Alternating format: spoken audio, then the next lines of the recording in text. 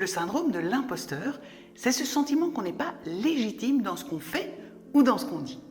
Et ce syndrome vient d'une faible estime de soi et d'un manque de confiance en ses compétences et sa valeur personnelle. Alors, comment retrouver l'estime de soi et la confiance en soi pour se libérer de ce syndrome de l'imposteur? Bonjour, je suis Isabelle, la fondatrice des Galeries du Mieux-être, la première plateforme en ligne qui vous permet de trouver le thérapeute qui vous convient pour une consultation en ligne dans le confort de votre maison.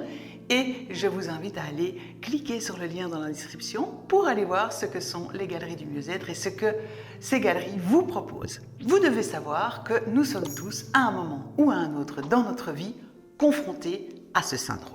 Dans ces moments, on aura tendance à attribuer le succès de nos actions non pas à notre propre mérite, mais à des facteurs extérieurs, comme la chance, le travail acharné, j'ai beaucoup travaillé, les autres, mais c'est grâce à un tel qui m'a aidé, ou c'est grâce à certaines circonstances qui étaient exceptionnellement favorables à ce moment-là et qui ont contribué à ma réussite. Les personnes sujettes à ce syndrome doutent en permanence d'elles-mêmes et de leurs capacités. Elles vont jusqu'à croire qu'elles dupent leurs collègues, leurs amis, leurs supérieurs, et elles vivent dans la crainte d'être démasquées à tout moment. Les personnes sujettes au syndrome de l'imposteur vont donc mettre au point des stratagèmes, des stratégies de défense, souvent inconscientes, qui vont avoir pour effet de les conforter dans leurs doutes et dans leurs inquiétudes. Ces stratégies de défense vont leur permettre d'éviter que les autres associent le résultat de leurs actions à des facteurs personnels qui pourraient révéler leur supposée incompétence. Le but de ces stratégies est que si les résultats de leurs actions sont mauvais, il faut que les autres lient ces résultats à des facteurs extérieurs, des facteurs qui ne sont pas liés à eux-mêmes. De cette façon, quelle que soit la nature du résultat obtenu, leurs qualités personnelles ne pourront pas être remises en cause et leur estime de soi sera donc préservée. Il y a deux types de stratégies de défense, l'art de la dissimulation et l'esquive ou la fuite.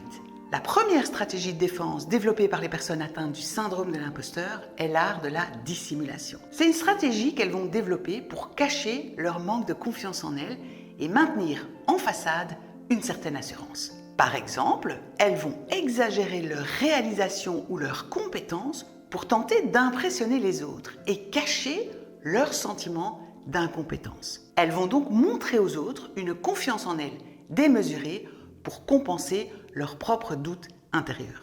Elles peuvent également cacher leur manque de confiance en elles en le niant à elles-mêmes.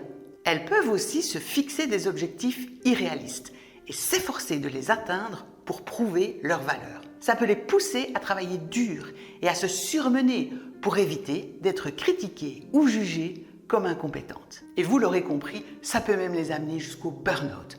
Et j'ai d'ailleurs fait une vidéo à ce sujet que je vous mettrai dans la description. Elles peuvent aussi se comparer constamment aux autres et se sentir en compétition pour prouver qu'elles sont à la hauteur. Et ça peut augmenter leur manque de confiance en soi et les encourager à plus de dissimulation encore. La personne atteinte du syndrome de l'imposteur se trouve régulièrement en situation de tension émotionnelle. Elle se sent constamment obligée de se justifier ce qu'elle fait et pourquoi le travail n'avance pas comme elle s'imagine que l'on attend d'elle.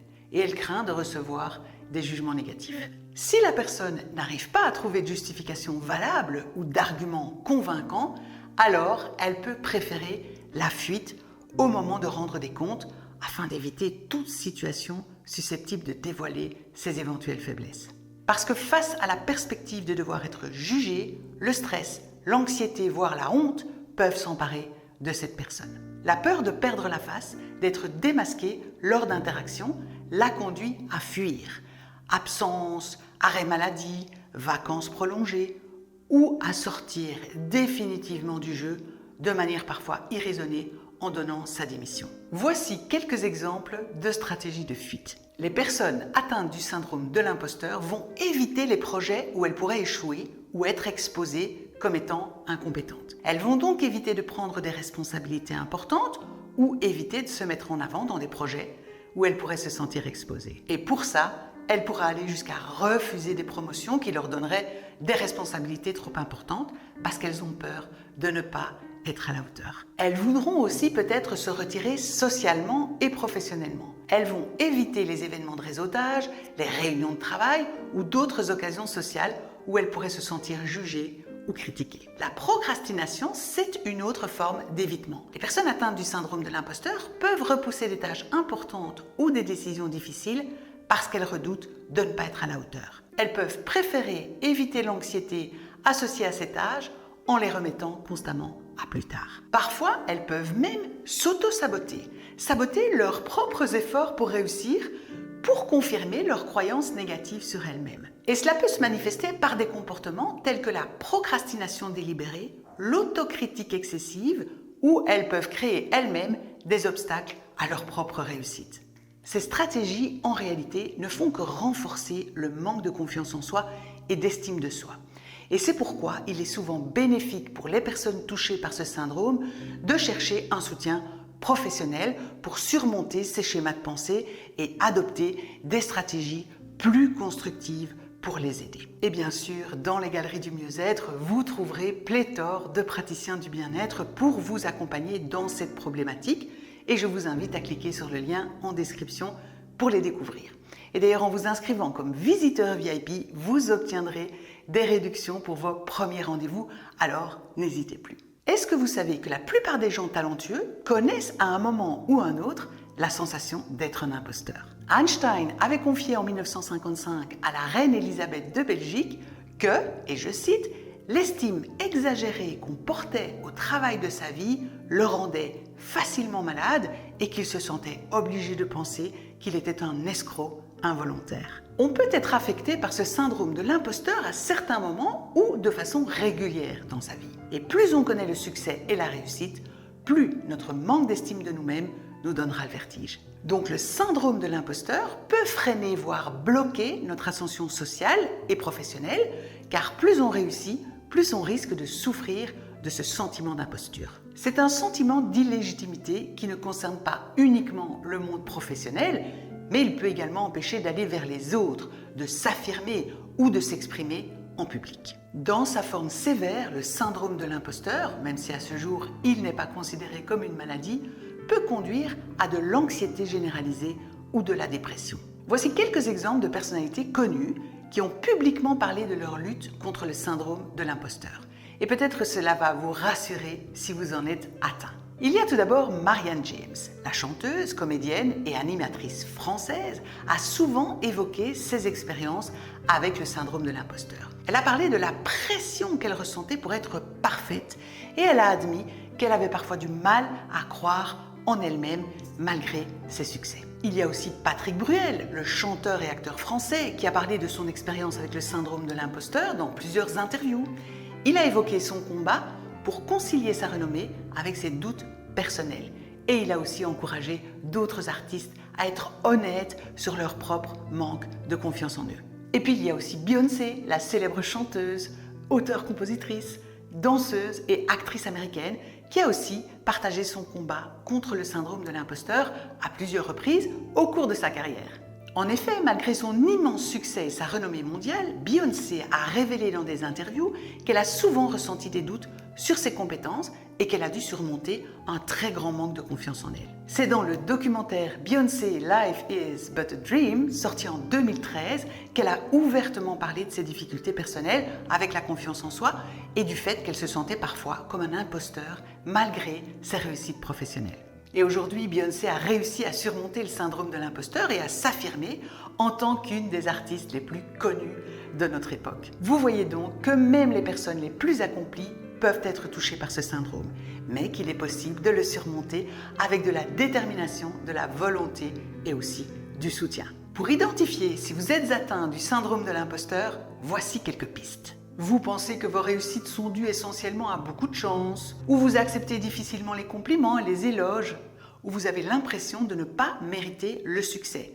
vous ne vous sentez pas à la hauteur des compétences que l'on vous reconnaît. Ou alors vous doutez de vos compétences lorsqu'on vous propose de nouvelles responsabilités ou lorsqu'on vous propose de diriger une équipe. Ou alors vous remettez à plus tard des décisions importantes parce que vous avez peur d'être démasqué et que l'on se rende compte que vous n'êtes pas à la hauteur. Ou vous prenez la fuite et vous esquivez lors de moments importants où vous devez montrer vos compétences. Ou alors vous travaillez de façon excessive sans que ce soit vraiment nécessaire et vous vous fixez des objectifs quasiment inatteignables. Et celle-ci, elle est très courante. Vous suivez des formations à la chaîne en vous disant « Bon, après cette formation-là, je serai vraiment prêt à me lancer et à passer à l'action. » Vous reportez toujours à plus tard le moment d'entrer en action sous les prétextes les plus divers. Mais d'où peut provenir le syndrome de l'imposteur? Eh bien, tout d'abord, des phrases assassines qu'on a entendues dans l'enfance. « Tu es nul, demande plutôt à ton frère au lieu de faire des bêtises.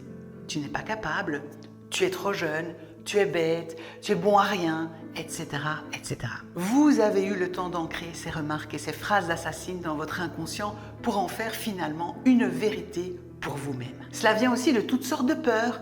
Dès le moment où on s'identifie à ce que les autres pensent de nous et nos compétences, on développe tout type de peur. La peur du rejet, la peur d'être différent, la peur de ne pas avoir de place, la peur d'être soi, la peur de l'échec, la peur de ne pas être aimé, de ne pas plaire, la culpabilité de réussir par rapport aux autres, la peur d'être jugé, critiqué et la peur de manquer de certains éléments pour que tout soit parfait. Comment échapper au syndrome de l'imposteur et avoir ou gagner en confiance? La raison première de ce syndrome de l'imposteur, c'est sans doute le désir obsessionnel pour chacun d'entre nous d'être validé et reconnu par les autres. Avoir confiance en soi et reconnaître ses propres compétences est indispensable pour ne pas souffrir face au succès des autres, plus riches, plus courageux, plus intelligents. Car tout ce qu'on n'arrive pas à valoriser en soi-même, eh bien on le projette sur les autres. Si vous voyez de l'intelligence chez l'autre, c'est que cette information est déjà en vous. Vous voyez dans l'autre vos propres forces et compétences. Cessez donc de chercher à être reconnu comme compétent ou comme intelligent, etc.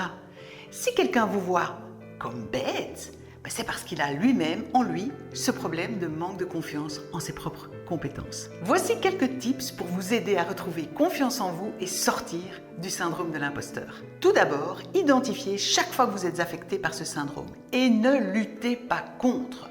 D'ailleurs, tout ce contre quoi on résiste persiste. Devenez conscient de vos pensées dévalorisantes et accueillez-vous dans le fait que, pour l'instant, vous avez l'impression d'être incompétent, d'être nul, et plutôt que de lutter contre ces impressions, essayez de surfer, de danser avec ce syndrome et donnez-lui un nom par exemple.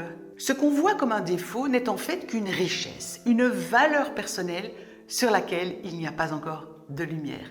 Ce n'est donc pas quelque chose de négatif. Il vous faut donc retrouver la confiance en vous-même et être réaliste sur votre propre valeur personnelle. Donnez-vous la permission d'être imparfait et de faire des actions parfaitement imparfaites. Je vous ai d'ailleurs fait aussi une vidéo avec un exercice super simple pour sortir de la dévalorisation et vous reconnecter à qui vous êtes vraiment, et je mettrai aussi le lien dans la description. Sachez par ailleurs que personne n'est parfait. Même vos mentors sont imparfaits et même les gens que vous admirez. En cessant de vous comparer, vous allez retrouver confiance en vous. Nous sommes tous uniques et tous différents. D'ailleurs, si le poisson se compare à l'écureuil, il va se trouver nul parce qu'il ne sait pas grimper aux arbres et il va nécessairement perdre confiance en ses capacités. Or, le poisson, quand il est dans l'eau, il est tout à fait compétent. Pour retrouver confiance en soi et sortir du syndrome de l'imposteur, voici une liste de questions auxquelles il peut être utile de répondre pour faire le point objectivement sur soi et sur ses compétences. Qu'est-ce qui me rend unique ? Quels sont mes principaux talents? Mon travail est-il en lien avec ce talent? Mon travail est-il cohérent avec mes valeurs? Quelles ont été mes dernières réussites? Ou alors, vous pourriez demander à plusieurs personnes de confiance quelles sont, selon eux, les 3 principales qualités qu'ils voient en vous et les 3 domaines dans lesquels ils pensent que vous pouvez progresser. La plupart des personnes n'aiment pas les avis négatifs et donc c'est pour ça qu'ils évitent de poser ce genre de questions aux autres. Mais alors ils passent à côté d'informations précieuses sur leurs forces et leurs faiblesses. Et c'est dommage parce que ça peut leur permettre de tirer parti de leurs points forts et de cesser de douter. Voici d'autres pistes pour gagner de la confiance en soi et sortir du syndrome de l'imposteur. Ne considérez pas votre sentiment d'imposture comme ridicule ou à devoir cacher. Quand on en parle autour de soi, on comprend qu'il est aussi souvent vécu par les autres. Lors de vos réussites, apprenez à identifier les vraies raisons qui ont conduit à ces succès. Prenez garde à la petite voix intérieure qui vous dénigre systématiquement, qui cherche à vous rabaisser et à laquelle vous donnez toujours raison. Acceptez aussi que l'on vous félicite, que l'on vous aime, que l'on vous remercie, que l'on croit en vous. Fixez-vous aussi des petits objectifs au quotidien et prenez conscience des efforts fournis et que vous en êtes capable. Acceptez d'être imparfait et trouvez l'approbation en vous.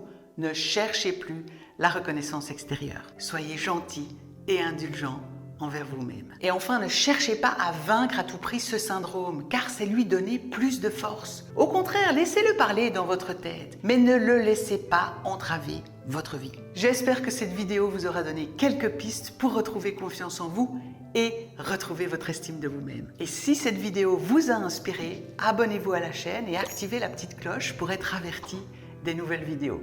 Merci d'avoir regardé jusqu'au bout et prenez soin de vous.